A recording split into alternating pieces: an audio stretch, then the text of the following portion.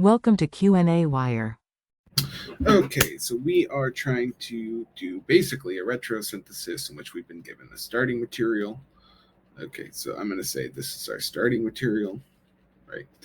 And that I'm going to draw it this specific way so we can notice that we basically have a 5-carbon chain, right? And then I'm going to draw our product that we're trying to get to over here and point out that there are 2 ways we can think of this product. We can think of this product as the following.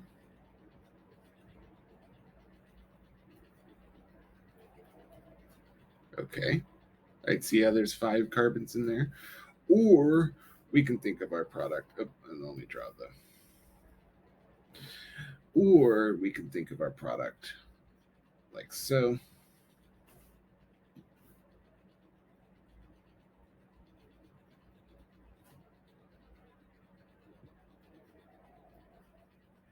Right. The point being that we're either adding 2 carbons here or we're adding 2 carbons there, right? That's ultimately what we're doing. So we need to look at our potential reagents and see where we might have 2 carbons that we can add, right? That seems like a pretty important part of the process, right? And as it turns out, there's only one reagent, and that's F on our list, which contains 2 carbons, right? And that's the following, right? Carbon here and carbon there. That's basically our only option, that we add these 2 carbons. Okay, none of the other reagents will allow us to add 2 carbons. So we know right off the bat that at some point we're going to invoke F. Now we may also notice that one of these makes way more sense. Right, one of these 2 options is going to make way more sense when we think about the fact that this is our carbon source for those 2 carbons, right? Notice that we're probably going to be adding this carbon to there, right? Well, if we do that and we're thinking about this, then that means at some point this was like this, right? That's not super useful, because if we think about those carbons going over here, we notice that if we're to do some sort of, say, Grignard reagent sort of reaction like this, that this is going to swing open, right, and give us something that looks like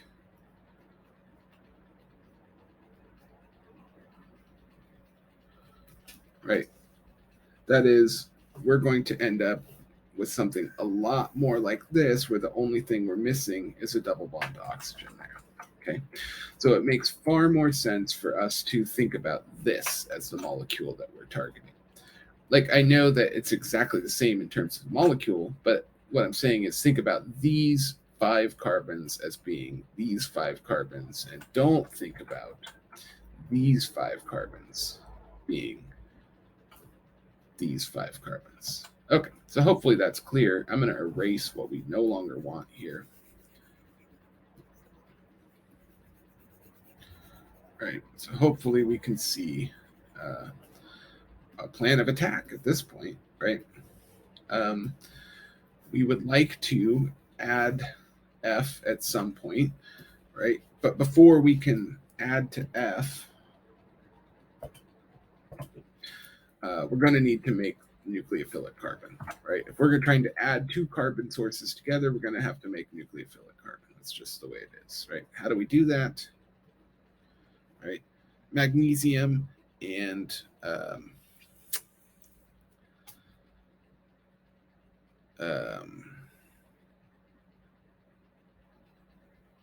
diethyl ether, although that is not an option. So let's see what our other options are in terms of creating this and making it nucleophilic.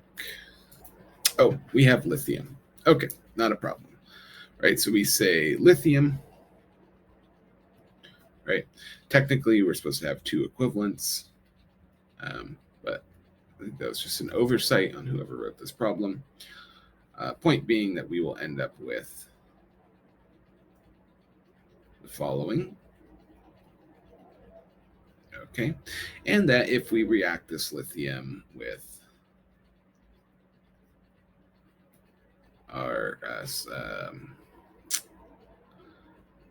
oxirane, I guess. What do you call these? Epoxide, right? Followed by some water, right? Basically, first we'll generate an alkoxide.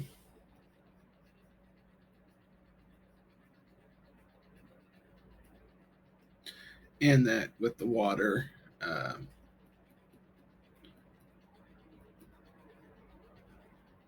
we'll generate an alcohol. Okay. And at this point, hopefully you can see that we're almost there. All we need is a double bond to oxygen there. How do we turn an alcohol into a carboxylic acid? Right? It's an oxidation reaction. We want chromic acid, basically.